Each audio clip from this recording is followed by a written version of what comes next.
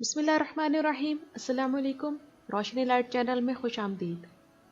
اور بالآخر اپنے ویورز کے پرزور اصرار پر آج بیوک سلجوقلوں کی 18ویں قسط کا ریویو آپ لوگوں کی خدمت میں حاضر ہے۔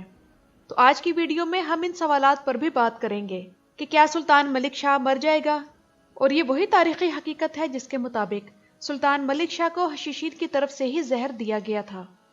اور اگر سلطان ملک شاہ مر جاتے ہیں تو کیا برقیہ روق کی اس ڈرامے میں انٹری ہوگی یا ملک تپر اس سلطنت کا سلطان بننے کی کوشش کرے گا؟ اور جب یہ سب کچھ ہو رہا ہوگا تو کیا سنجر کا سلطان ملک شاہ کا بیٹا ہونے کا راز کھلنے سے سلجوق سلطنت کو کیا فائدہ ہوگا؟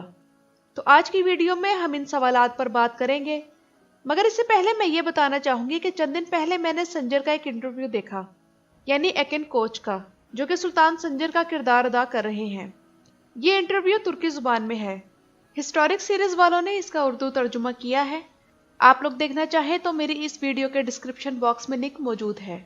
سنجر سے سوال پوچھا گیا کہ اویانش کے 17ویں قسط کا سب سے مزیدار سین کون سا تھا؟ تو سنجر نے سوال پوچھنے والی اینکر سے کہا کہ ذرا پہلے مجھے ہنسنے دیں، اور پھر سنجر اتنا ہنسا اور اس کے بعد کہتا ہے کہ وہ سین جس میں حسن صباح پہاڑ سے چھلانگ لگاتا ہے۔ ناظرین اکرام، حالانکہ وہ سین واقعی مزاحیہ تھا اور ناقابل یقین تھا کہ اتنی بلندی سے گر کر کوئی بچ سکتا ہے، اور مجھے یقین ہے کہ اس ڈرامے کے ڈائریکٹر اور پروڈیوسر کی پوری کوشش ہے کہ باطنیوں کو ایسا جنونی بنا کر پیش کیا جائے کہ ہم ان کے جنون سے امپریس ہونے کے بجائے ان پر ہنسی آئے۔ حسن صباح اتنی بلندی سے چھلانگ لگا کر بھی بچ گیا اور تمام ڈرامے میں پھر ہٹا کٹا نظر آیا۔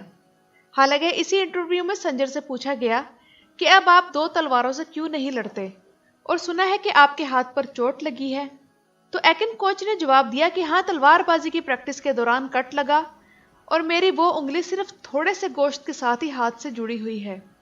اس لیے ہم ایکن کوچ کو اپریشیٹ کرتے ہیں کہ انہوں نے اتنی سخت انجری کے باوجود اپنے تمام سینز شوٹ کروائے۔ بلکہ میں نے کسی اور جگہ یہ بھی پڑھا تھا کہ ان کے ہاتھ پر 6 یا 7 ٹانکے لگے ہیں۔ حالانکہ ڈرامے میں تو سنجر کو بھی پہاڑ سے گرنے کے بعد اسی قسط میں فائٹ کرتے دکھایا گیا تھا، جیسا کہ اب اس قسط میں حسن صباح کو دکھایا گیا، جو اتنی بلندی سے گرنے کے باوجود بھی ثابت اور سالم رہا۔ اور حسن صباح اپنے تمام تر خباثت کے ساتھ سامنے آ چکا ہے، اور فیصل بھی اس کے ساتھ موجود ہے۔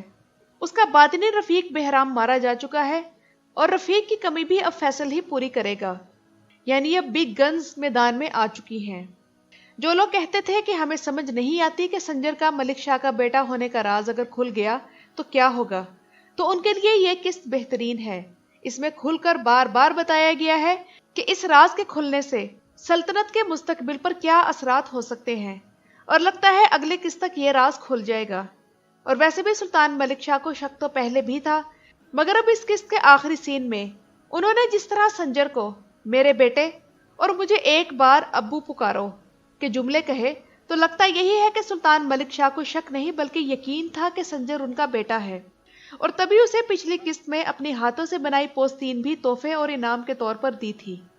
زبیدہ خاتون ایک سمجھدار عورت ہے، مگر اس کا واحد مسئلہ یہی ہے کہ برقیہ روق ملک شاہ کے بعد بادشاہ بنے۔ اس لیے وہ چاہتی ہے کہ سنجر کا راز فاش ہو جائے اور سلطنت کے تخت کا کوئی بھی ممکنہ امیدوار خفیہ نہ رہے، اور بعد میں برقیہ روق کے لیے خطرہ نہ بنے۔ اب باشلو، نظام الملک اور عمر خیام بھی اس راز کو کھولنے پر تیار ہیں۔ ویسے ہر قسط میں ڈائریکٹر نے ناظرین کو سنجر اور باشلو کے حوالے سے سولی پر لٹکایا ہوتا تھا۔ ہر بار ٹریلر میں ایسا سین دکھایا جاتا کہ بس اس بار باشلو کا راز کھل جائے گا، مگر کچھ نہ ہوتا۔ اس قسط کے شروع میں ملک شاہ سے جب زبیدہ سنجر کی ماں سے ملنے کا حال بتاتی ہے، تو یہ سین دیکھ کر آپ لوگوں کو اندازہ ہوگا کہ بگرا گلسوئے کی اداکاری کتنی شاندار ہے۔